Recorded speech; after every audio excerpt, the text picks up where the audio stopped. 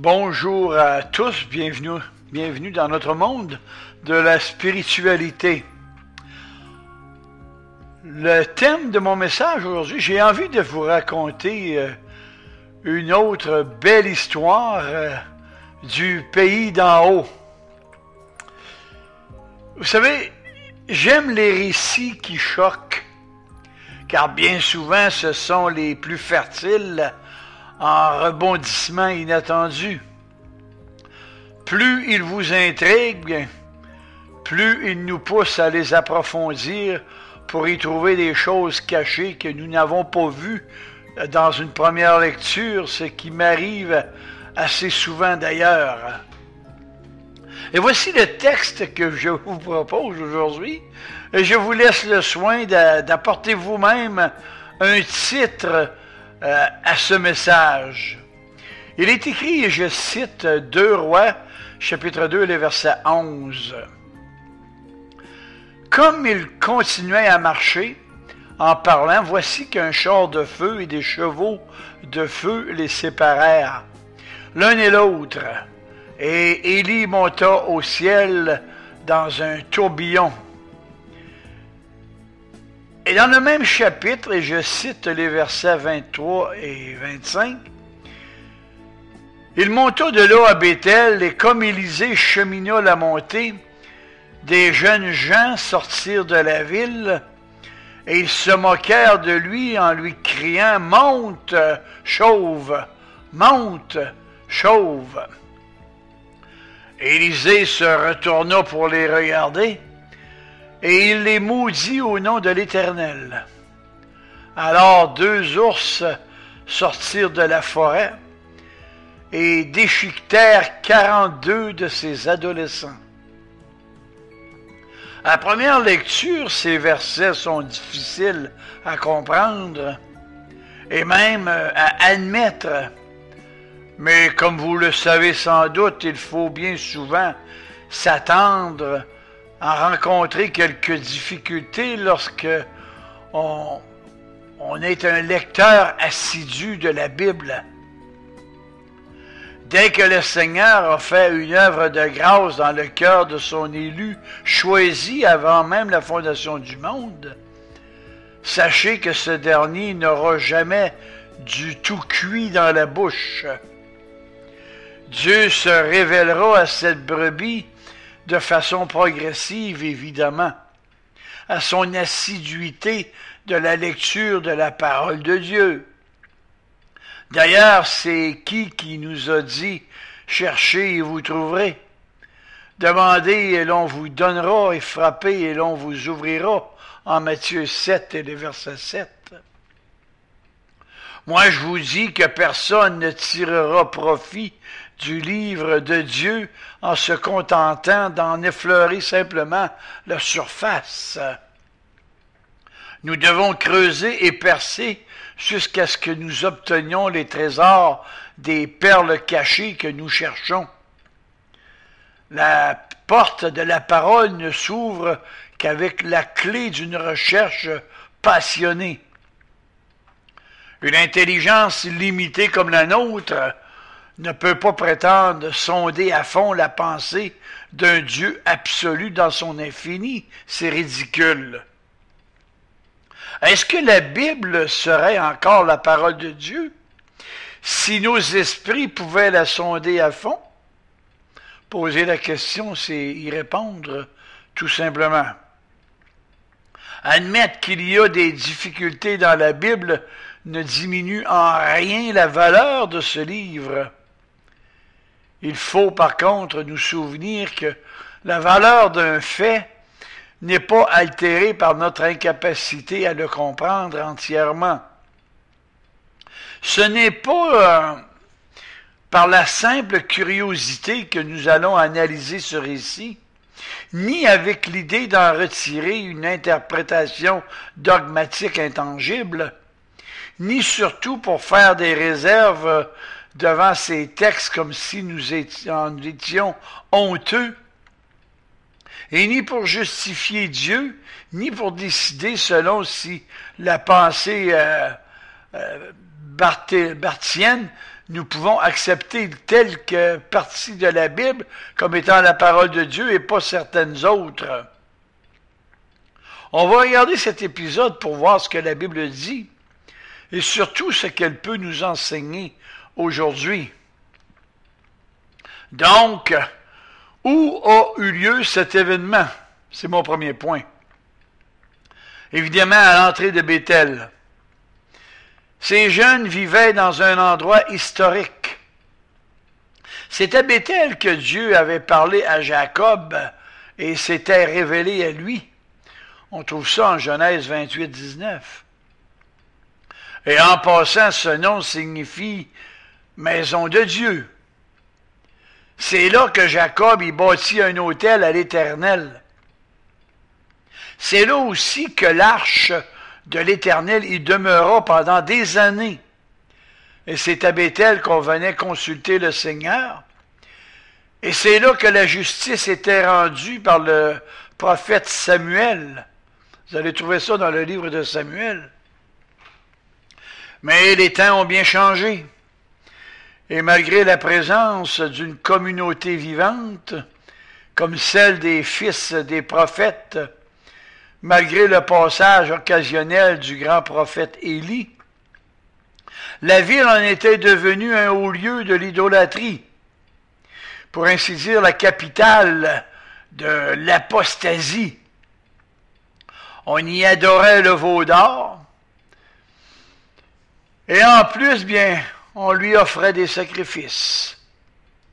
Cela veut dire en quelque part que sur un passé lumineux, l'ombre du péché était venue jeter le voile de la décadence spirituelle. Des monstres étaient nés là, où avaient vécu des saints qui en quelque part étaient une figure saisissante de notre Occident christianisé. Et rétrograde en plus, qui s'est fabriqué de nouveaux dieux matérialisme, à qui il sacrifie le plus clair de son temps, sa vie, de ses facultés, de sa jeunesse. Et c'est ce monde-là, le monde qui a enfanté une génération aux appellations variées comme les blousons noirs, les motards, les rock machines, les Hells Angels, les gothiques, les punks, les marginaux et les contestataires de tout poil. Cette génération qui devait être la plus reconnaissante est devenue, pour ainsi dire, la plus, je dirais, ingrate. Celle qui devait être la plus respectueuse est devenue la plus irrespectueuse. Les héritiers de la piété sont devenus les champions de l'impiété. C'est le monde de la frénésie et du désespoir. C'est le monde du bonjour tristesse de Sagan. C'est le monde des films intitulés La fureur de vivre ou l'occultisme ou encore La dernière passion du Christ de Martin Scorsese. C'est le monde de l'absurde d'Albert Camus. Et un écrivain disait récemment, c'est une jeunesse révoltée qui se déchaîne à un vandalisme aveugle au travers de tout. Et comme défi, bien, on vole des autos, qu'on lance vers un précipice pour n'en sortir qu'au dernier moment, on se lance des défis. On croit que cela ne se passe que dans les films. On nous dit que dans l'entourage d'une romancière française, on s'amuse à se ruer l'un vers l'autre et de s'éviter à la dernière fraction de seconde. Évidemment, il y a eu des morts. D'autres brûlent délibérément des feux rouges en un kit ou double insensé sur les paris. Au Québec, des centaines de jeunes ont, pendant des heures, lors d'une émeute sur la brutalité policière, saccagé des vitrines, renversé et brûlé des voitures, arraché des grillages, attaqué les forces de l'ordre Et ainsi la violence gratuite dégénère et elle s'est installée dans nos foyers. On la voit partout à l'heure actuelle sur cette fichue planète qui s'en va nulle part, sauf dans un mur sans espoir. Ici, dans mon pays, au Québec, on a fait un pas de plus dans la violence à cause de l'austérité de nos gouvernements corrompus, totalement corrompus, entièrement corrompus, comme partout d'ailleurs. Mais voici ce qui nous bouleverse et qui nous pose un problème inattendu et ahurissant. Ces jeunes ne se révoltent contre rien et ni personne. C'est la violence pour la violence. Elle est gratuite. Elle est dévastatrice. Et c'est triste de le dire. Ces jeunes ont besoin de défier leur audace et même défier la mort. C'est l'ivresse de jeux absurdes. Le désir de se sentir libre, se sentir vivre, se dépasser, se défoncer dans leur fureur de vivre. Et comme on ne sait pas au service de quel idéal placer son audace et sa force, comme on ne sait ni pour qui, ni pourquoi se dépenser, risquer sa vie et donner, je dirais, sa pleine mesure, on se bat pour rien et on se tue, mais pour personne.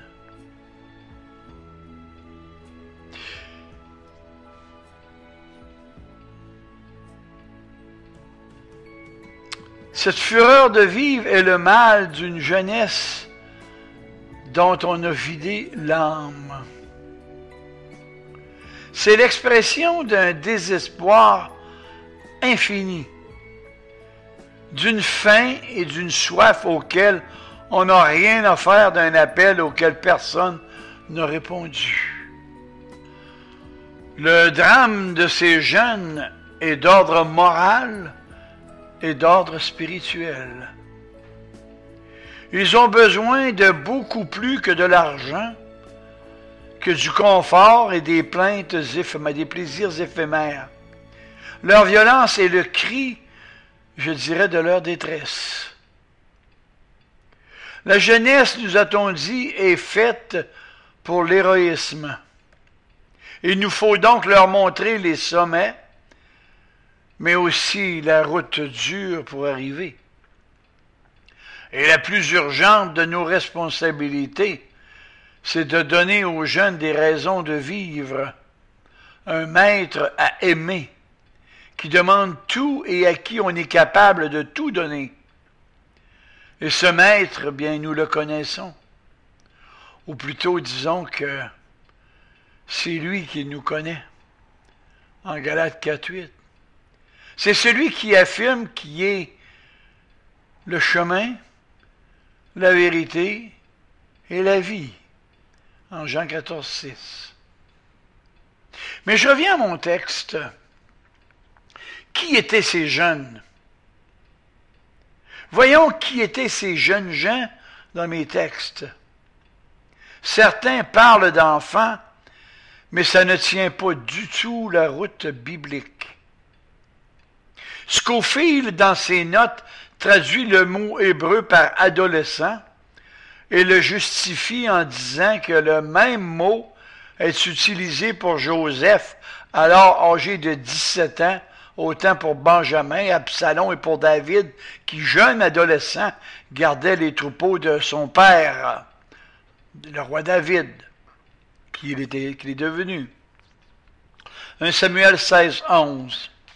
Salomon, âgé de 20 ans, emploie le même mot et déclare n'être qu'un petit enfant à 20 ans. Vous avez ça en 1 Roi 3:7. Selon moi, ces jeunes gens me semble être ce qu'on appelle en anglais des teenagers, ou le club des moins de 20 ans. En tout cas, le texte nous apprend qu'ils ne sont pas seulement de jeunes garçons quant à leur âge, mais des gamins quant à leurs actions. Or, les choses de Dieu sont trop sérieuses pour s'accommoder des niaiseries. Il faut plus en plus remarquer que si les insultes qu'ils ont lancées à la tête, et c'est le cas de le dire d'Élisée, n'étaient pas improvisées. Elles étaient mûrement réfléchies. Ils étaient, pour ainsi dire, l'expression d'une attitude déterminée. Parce que si le crâne luisant d'Élisée a pu sur le champ leur inspirer une certaine moquerie, il n'en est pas ainsi de la première partie de leur insulte. Le coup avait été prémédité. Dites-moi, où pensez-vous qu'ils ont appris ces choses? Ne serait-ce pas dans leur foyer? Dans leur maison? On en a fait des fous rires autour de la table familiale. Et il s'est alors passé ce que dit le prophète Jérémie. Les parents ont mangé des raisins verts et les dents des enfants ont été agacées. Jérémie 31, 29 à 30. Que doit-on attendre des enfants de ceux qui se moquent des choses sacrées? Pas grand-chose et vous avez raison. Si le juste se sauve avec peine, nous dit l'apôtre Pierre, qu'en sera-t-il des méchants? 1 Pierre 4, 18.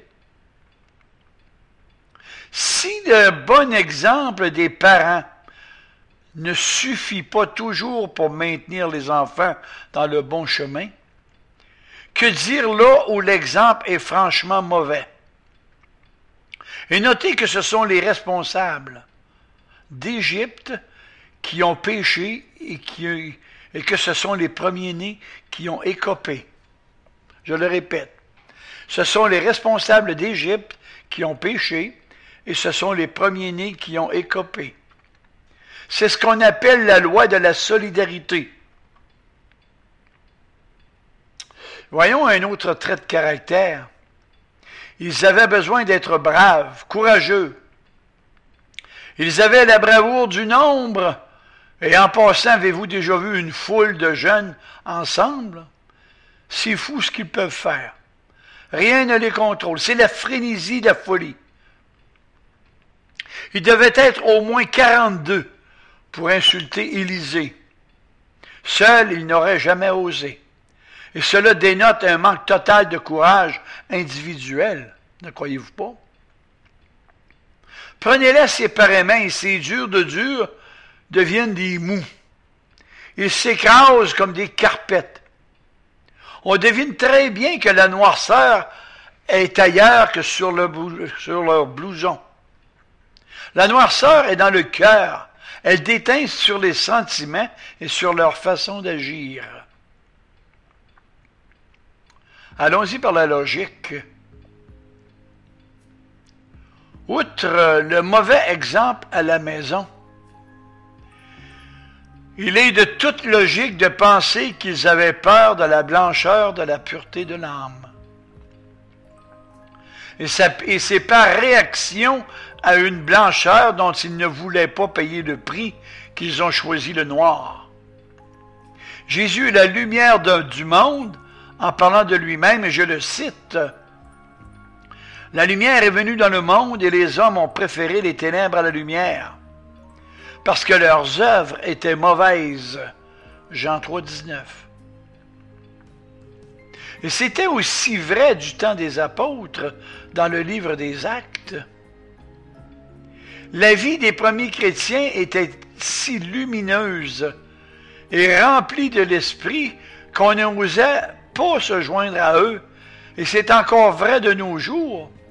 Il est plus facile de vivre dans la vallée embrumée de l'erreur que de gravir les hauteurs qui conduisent à l'air pur des sommets. Peut-être aussi que ces jeunes en avaient assez d'une blancheur qui n'était celle que des sépulcres blanchis de l'hypocrisie religieuse dont a parlé le Seigneur. Peut-être même n'ont-ils pas vu de vrai engagement à la maison, ou n'ont-ils pas vu qu'un engagement très mitigé. L'exemple de Lot, le neveu d'Abraham, qui se mit à mi-côte, n'était pas fait pour engager les membres de sa famille. Lui, le citoyen du ciel, vous voulez rire? Lui, le pèlerin des plaines de Sodome et Gomorrhe. Il s'était si bien installé sur cette terre. Et aussi, lorsqu'il essaya de prévenir les gens de ces 4 villes corrompues qu'un feu allait descendre du ciel, il parut à leurs yeux comme quelqu'un qui faisait des plaisanteries. Non, on ne prend pas la plaisanterie au sérieux, et encore moins la vérité. Osée 11:8. Qu'est-ce que vous en pensez? Voyons un peu la nature de leurs insultes. Ces jeunes se paient la tête d'Élisée par ces mots bien connus. Chauve, une tête d'œuf, une patinoire à poux, une boule de billard. Le sens de ces moqueries est au figuré. En fait, il se moque de son handicap physique. Et si on peut appeler ça un handicap de nos jours, évidemment, car on sait tous qu'il est assez rare de voir un jeune n'ayant plus un poil sur le sommet. Or, Dieu avait parlé des chauves, hein? Ceux qui ont perdu leurs cheveux ont leur place dans la loi de Dieu. Le saviez-vous? La loi même y est très descriptive, car elle parle de 3 genres de chauves. Il y a le chauve frontal, il y a le chauve de l'occiput, et enfin il y a le chauve total, et dans les 3 cas, Dieu déclare qu'ils sont purs, en Lévitique 13, 40 à 43. De toute façon, n'est-il pas écrit que tous vos cheveux sont comptabilisés dans la souveraineté de Dieu? En Luc 12, 7. Ces jeunes se moquent de ce que Dieu a déclaré pur. En fait, l'insulte rejaillit sur Dieu. L'insulte a fait ricochet sur Élisée et a atteint Dieu. Le péché de tout homme s'élève jusqu'à Dieu. Et lorsque Saul de Tarse pourchassait les croyants de la première Église, Jésus l'a arrêté sur la route de Damas et lui a demandé, « Saul, Saul, pourquoi me persécutes-tu? » Et là-dessus, je vous propose le sermon sur Denis Doyon YouTube, le numéro 19, la conversion de l'apôtre Paul, et vous m'en reviendrez là-dessus. Il est écrit qu'Élisée cheminait vers le haut, et d'après la carte topographique d'Israël, on peut voir une dénivellation assez importante. Et la montée était assez longue et épuisante pour le prophète de Dieu. Ces jeunes ont vu en Élisée un vieux cheval qui souffle et qui renacle. Et là, voilà que les moqueries fusent de toutes parts. Allez, hu! Avance, échevelé, roule ta tête d'œuf. Allez, hu! Encore un petit effort. Allez, tu vas y arriver. D'ici la fin de la journée et bla, bla, bla, bla, bla. En fait, ces jeunes étaient comme la mouche du coche de notre bon monsieur de La Fontaine, mais avec la bonne intention au moins, en moins. Mais il y avait plus que cela. Au-delà de la moquerie, leur monte chauve nous rapporte à Élie qui, sous les yeux d'Élisée, était monté dans la gloire, emporté par un char de feu. Et le mot « monte » veut dire « monte donc toi aussi ». Ou va-t'en d'où tu viens. Retourne donc dans ton pays, toi et tes histoires de grand-mère, tes contes de bonne femme. Ton maître est monté sur un char tiré par des chevaux de feu, et toi tu montes à pied. Pourquoi ne fais-tu pas comme lui? Montre-nous. Allez, montre-nous ça, fabulateur. Nous, on n'est pas des vieilles grenouilles de bénitier comme ces bigotes de sacristie comme toi ou des rats d'église. Mes amis, ne vous y trompez pas. Hein? Nous, comme croyants bibliques, nous sommes tous mis dans le même sac. Votre espérance, vos croyances, quelle utopie! Monter de la tombe, monter au ciel lors de l'enlèvement de l'Église comme des ballons gonflés à l'hélium. Et là, vous en fumez du bon. Il y a même parmi vos cosmonautes évangéliques qui beurrent la toast plus qu'il en faut. Mais mon cher Élisée, t'es un peu trop souvent dans la lune, que même bien souvent elle reflète sur ton crâne dégarni. Tu nous dis que ton maître est monté il y a de cela 2000 ans. Et depuis ce temps, plus rien. Où est la promesse de son retour? Allez, dis-nous là, espèce de boule de billard. Et la Bible dit, il les maudit.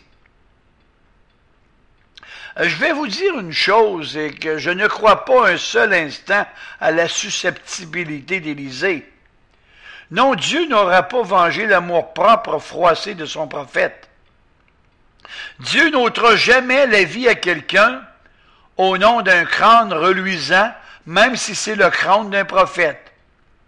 C'est Dieu lui-même, c'est sa gloire, c'est sa vérité qui était visée là, au travers le prophète.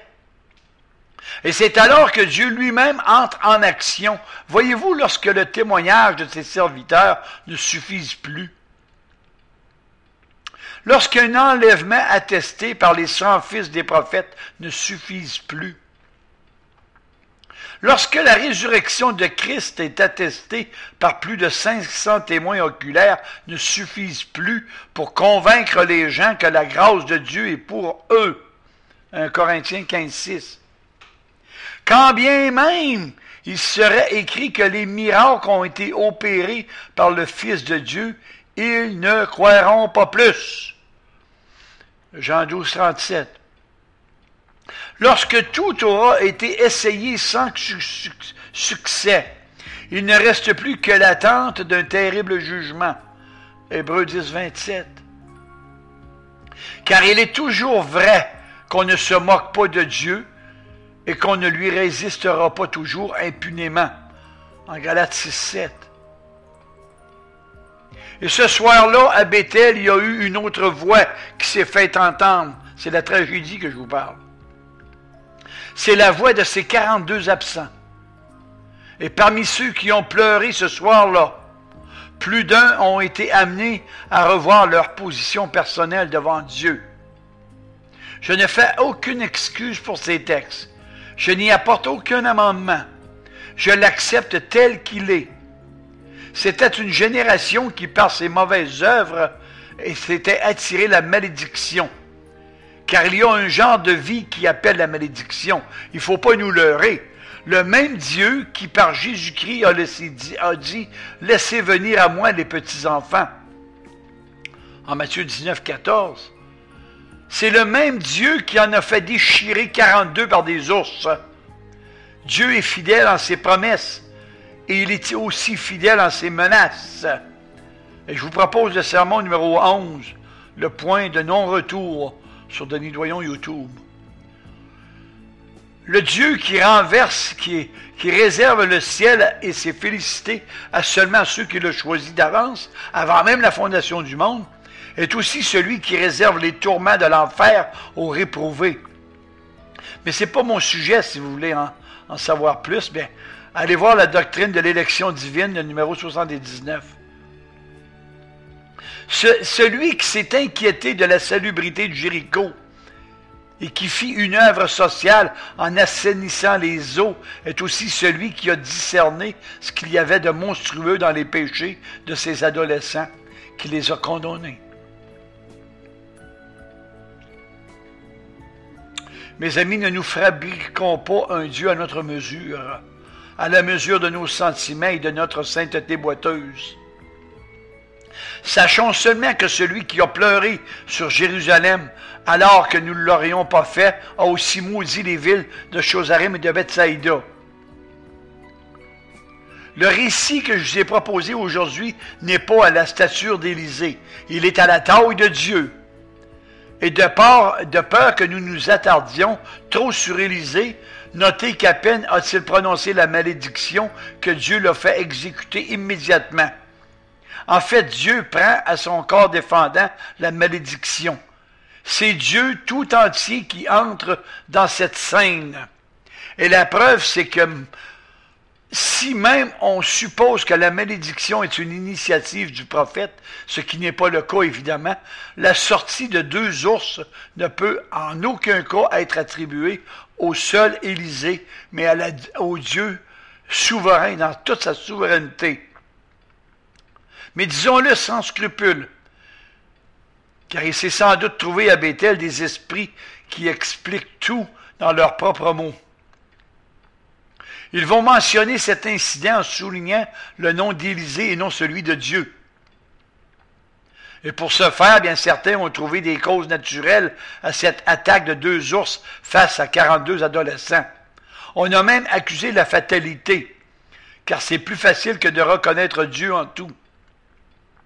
Vous savez, dès qu'on insère le nom de Dieu, il y a obligation pour l'homme de rentrer en lui-même et de faire le point dans sa vie pour savoir où il en est devant Dieu.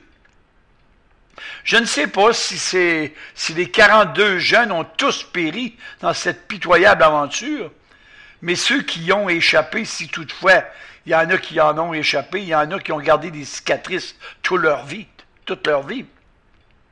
Ne nous y trompons pas, car il y a une profanité, une désobéissance à Dieu et qui laisse des marques indélébiles.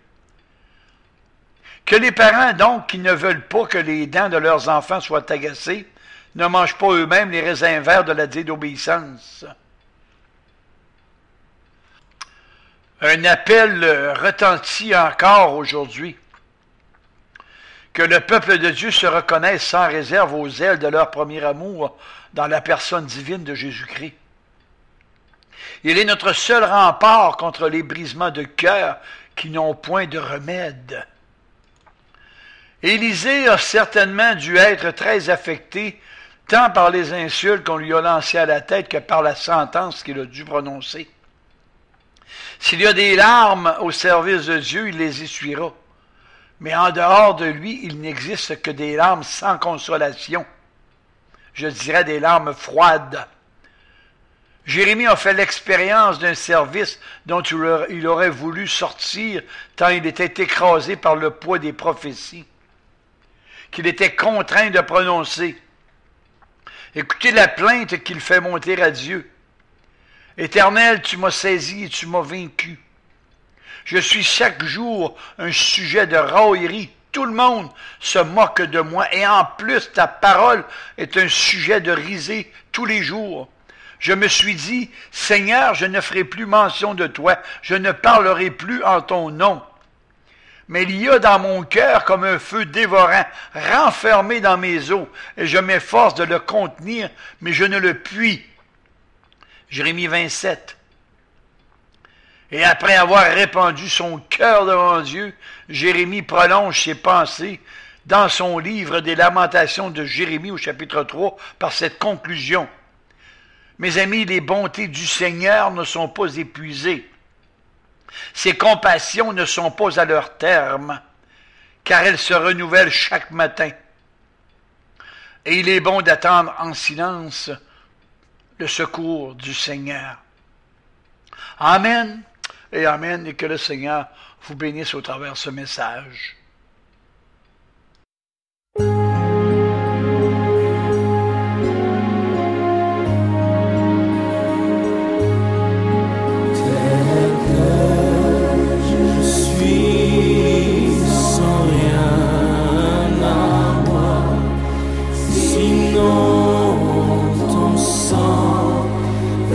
See